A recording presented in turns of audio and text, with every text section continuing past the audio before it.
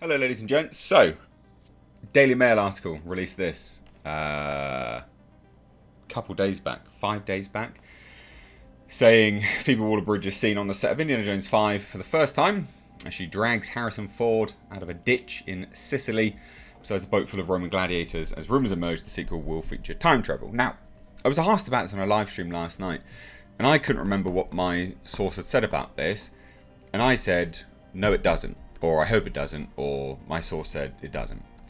I can confirm I was wrong when I said that. They informed me about the Die Glock or Die Glock being not in the film, which then in my head I was like, oh, there's no time travel. It is a time travel movie. This is actually them time traveling. So I can confirm now it is a time travel movie. I basically sent them this, was like, what's the deal? What's going on? Because I thought you said blah blah blah. No, I got confused, and the Die Glock is not. Apparently, it's not anyway. As of all of these things, when they kind of shop work around, can there be some things which are left out? Yeah, maybe. But this individual they're at script level, and there was nothing to that effect in the script that they had, basically. So the Die Glock is not the method of time travel as far as they know. But it is a time travel movie. Now, I personally don't like that idea.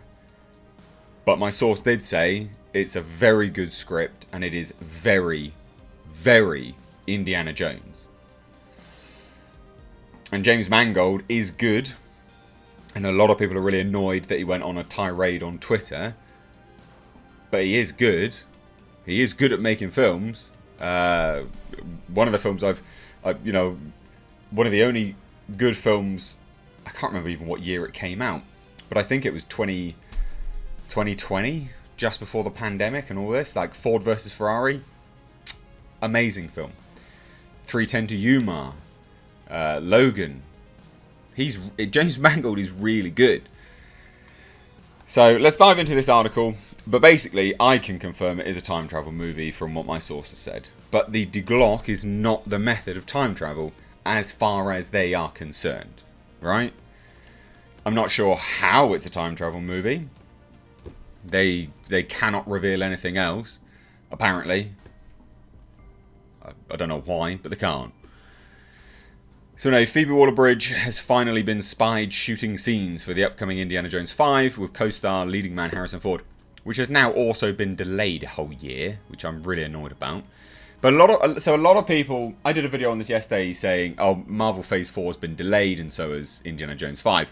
And I said, I think there's some internal politics going on there with respect to, potentially the Marvel films, looking to get budgets down and things like that. But something which also escaped me, because I've not been talking about it, we do actually have a lot of film crews on strike. Now, obviously, they have their film crew. But can this also affect when they go into post-production if everyone's striking? Yeah, it can. So I think it's really important to note that a lot of these delays is not necessarily because, things have been revealed and people are all up in arms and, oh my God, there is a massive industry strike on at the moment, which would undoubtedly affect stuff. It slipped my mind yesterday when I did that video. But of course it would affect things. It makes sense that it would affect things. It's a huge strike. So yeah, I think that's important to keep in mind here as well. And also a lot of people have said that Indy is basically replaced by Phoebe Waller-Bridge's character. The same source that I have that's confirmed it's a time travel movie has also said no, that's not the case. It can be set up for a spin-off, but she doesn't don the hat or, go, I'm Indiana Jones and all this kind of stuff. That is apparently not the case. Take it all with a pinch of salt. Anyway. So, yeah, she pulls Harrison Ford out of a ditch, because I presume they end up time traveling. And that's how they wind up in a ditch, basically. While the plot is still shrouded in secrecy, the sequence appeared to feature Indiana in some kind of peril, with Phoebe's character coming to his rescue, yet also on set were a group of actors dressed as Roman gladiators. Phoebe, now no stranger to action franchises, having lent her pen to the most recent James Bond movie. She plays Indiana's assistant. She looked the part. architect garbs, stone slacks, mahogany boots, blah, blah, blah. So here's the photos, right? She's obviously just pulling them out. And then there's this. And when I first saw this yesterday, I was like, how can this be a time travel movie? Because they look bloody terrible. Like, they just look like cosplayers. There's no dirt on their costumes or anything. It looks like it's clean pressed. Like, that's a joke of a costume if I ever did see one. And maybe it's between takes. I don't know, but it looks shite. And they were rowing a massive boat as well. Like, kudos for it all being built and them going out of their way properly. And then Viewer Anon also confirmed this as well.